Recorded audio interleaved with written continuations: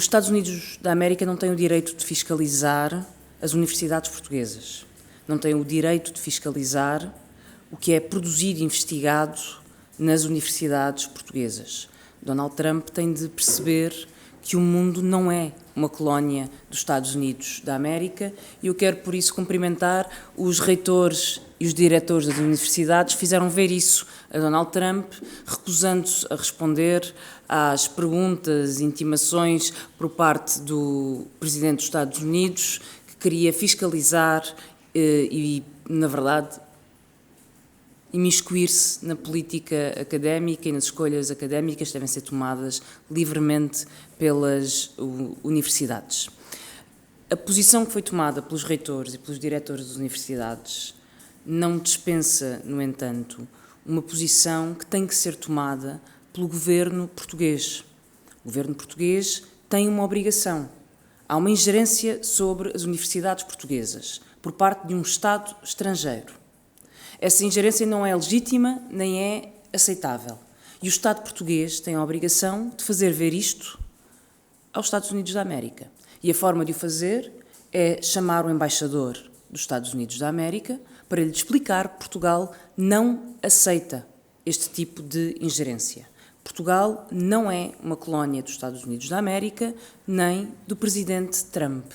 E é muito importante que o governo possa, desde já, enviar esta mensagem ao presidente norte-americano, deixando claro que não aceitamos este tipo de ingerência sobre as nossas universidades, tal como não aceitamos sobre a nossa investigação médica, farmacêutica ou ambiental. Não ouvimos ainda uma palavra por parte do Primeiro-Ministro sobre esta matéria. Era importante que o Governo se pudesse pronunciar, mas não é o único que tem de dar explicações sobre isto. O Dr. André Ventura, que tem sempre Portugal na boca, defendeu as tarifas de Donald Trump contra Portugal. O Dr. André Ventura tem de explicar a todas as pessoas, tem de explicar aos agricultores, tem de explicar aos trabalhadores do têxtil, aos trabalhadores afetados pelas tarifas, porque é que prefere a sua obediência a Trump ao modo de sustento destes trabalhadores do têxtil, da agricultura e da indústria portuguesa.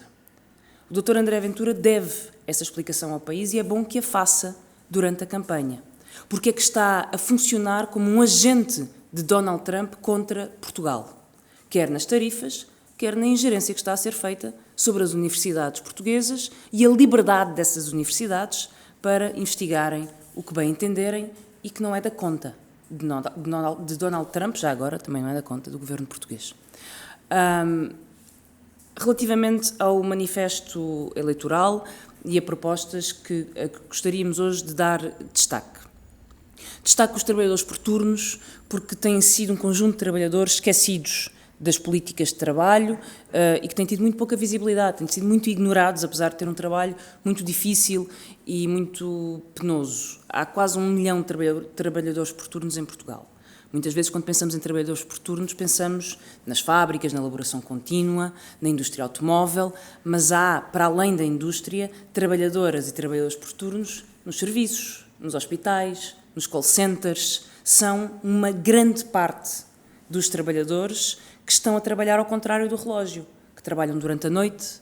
Os jornalistas sabem bem o que é trabalhar por turnos. Trabalham durante a noite, trabalham com horários cruzados, trabalham sempre ao contrário dos horários da família, dos amigos, faltam momentos importantes, não conseguem acompanhar os seus filhos em momentos importantes e têm o enorme desgaste de quem vive ao contrário da sociedade, de quem vive até ao contrário do seu ritmo biológico, sobretudo para quem trabalha à noite e tem mudanças de turno muito frequentes. Nós lançámos uma campanha para falar com estes trabalhadores por turnos e com estas trabalhadoras.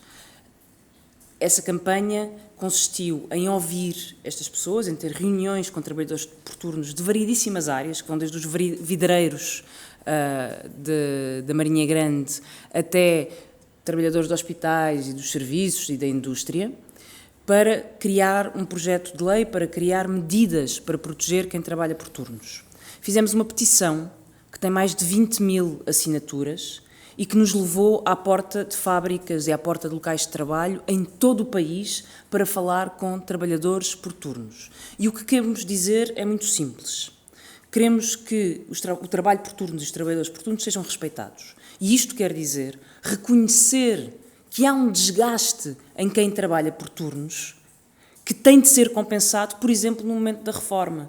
Porque uma pessoa que trabalhou a vida inteira durante a noite não chega aos 65 ou aos 66 anos com a mesma saúde e capacidade e disponibilidade do que uma pessoa que tem horários de acordo com o ritmo da sociedade. E por isso defendemos que esse desgaste seja reconhecido, garantindo a reforma antecipada a quem trabalha por turnos, 6 meses de reforma antecipada por cada ano de trabalho por turnos, porque o trabalho por turnos desgasta, com um limite de 55 anos de idade. Também achamos muito importante que seja garantido o descanso aos trabalhadores por turnos. E o descanso pode ser tão simplesmente como conseguir compatibilizar folgas com o seu parceiro. Porque muitas vezes, se 2 pessoas trabalham por turnos, não conseguem sequer ter a certeza que conseguem ter folga ao fim de semana para poder estar uma com a outra, ou para poder estar com a família, ou para poder interagir com a sociedade nos momentos em que a sociedade tem destinados ao lazer e ao descanso. E por isso queremos garantir que há 2 fins de semana de folga a cada 6 semanas e que isto permita às pessoas ter um fim de semana livre que possa ser usado para o descanso e para o seu bem-estar e para estar com a família. Queremos também garantir que há 24 horas de descanso entre cada turno, porque não mudamos de um momento para o outro o horário da vida e não nos ajustamos simplesmente em poucas horas a mudar um horário de trabalho. 24 horas de descanso é o mínimo. E, finalmente, reconhecer o desgaste do trabalho por turnos significa também reconhecer que deve ser bem pago. E hoje, muito trabalho por turnos é do mais mal pago da sociedade. São trabalhadores desvalorizados no seu esforço, nas suas dificuldades, e por isso entendemos que o subsídio de turno deve ser obrigatório e não estar apenas dependente das convenções coletivas de trabalho. Elas são muito importantes, mas a lei tem de garantir este subsídio por turno e que ele tem de ser pelo menos 30% do salário. Porque se entende que quem vive ao contrário do relógio, quem faz trabalho noturno, quem trabalha por turnos, tem de ser compensado por esse esforço que prejudica a sua vida na prática. E insistimos nestas propostas, trazemos-las hoje, porque estamos a falar, e eu repito, de quase 1 milhão de trabalhadores e trabalhadoras em Portugal. É uma grande parte da população trabalhadora em Portugal e que assim seria respeitada, teria tempo ao descanso e um salário justo. Acho que é assim que contribuímos para um país mais justo também.